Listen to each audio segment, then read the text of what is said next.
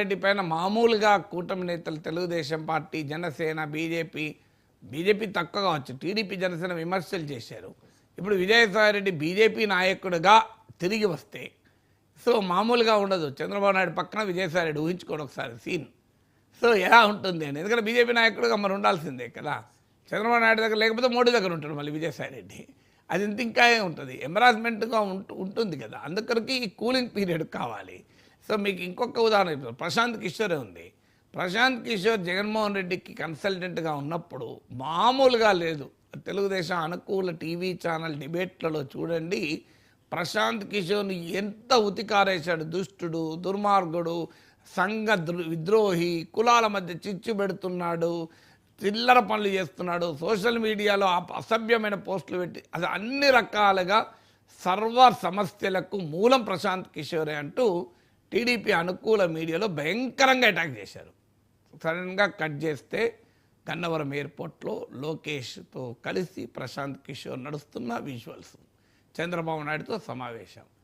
మళ్ళీగా ప్రశాంత్ కిషోర్ ఇంద్రుడు, చంద్రుడు, రాజకీయ విశ్లేషకుడు అని చెప్పుకోవాల్సిన పరిస్థితి వస్తే ఎంత అగ్లీగా ఉందో చూడండి మీరు. ఇది మీరే ప్రశాంత్ కిషోర్ను ఎన్ని అనాలను అన్నని మళ్ళీ ప్రశాంత్ కిషోర్ చాలా గొప్పవాడు అని అంటే, ప్రశాంత్ కిషోర్తో చంద్రబాబు నాయుడు గంటన్నర భేటీ అవ్వడము, లోకేష్ హైదరాబాద్కు వచ్చి ప్రశాంత్ కిషోర్ను పర్సనల్గా రిసీవ్ చేసుకొని ఆయనతో కలిసి గన్నవరం ఎయిర్పోర్ట్లో విజువల్స్ వస్తే పాలిటిక్స్ను చూసి జనం ఏమనుకోవాలి?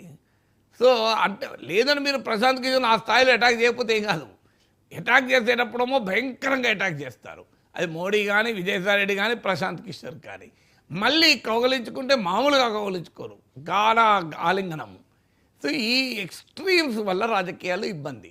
లేకపోతే ఏమి ఇబ్బంది అవుతుంది? ఇప్పుడు మీకు ఉదాహరణ ఇదే విజయసాయిరెడ్డి కాక మరో లీడర్ అయితే ఇబ్బంది ఏమి ఉండదు. విజయసాయిరెడ్డి పైన విపరీతమైన అటాక్ పెట్టారు కనుక విజయసాయిరెడ్డిని మళ్ళీ కూటమి వైపుగా చేర్చుకుంటే పొలిటికల్గా ఎంబరాస్మెంట్.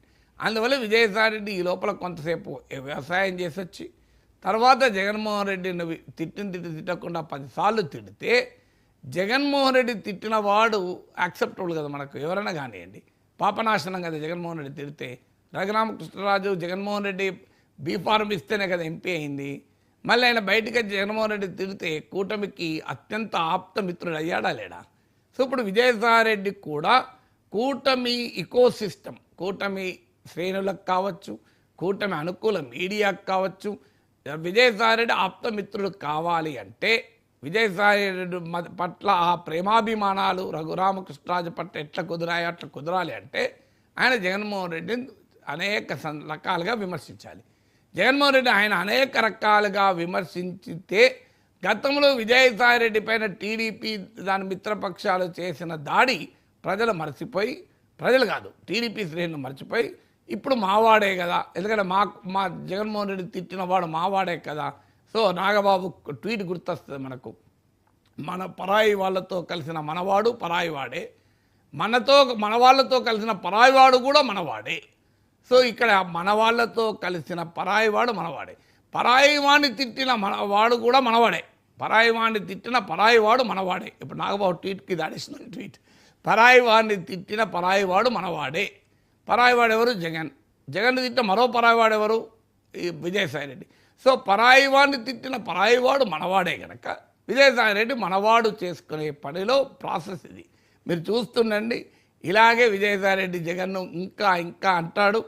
అల్టిమేట్గా బీజేపీలో తేలే అవకాశమే ఉంది. ఇది ఇవాళ చేస్తున్న పొలిటికల్ స్పెక్యులేషన్.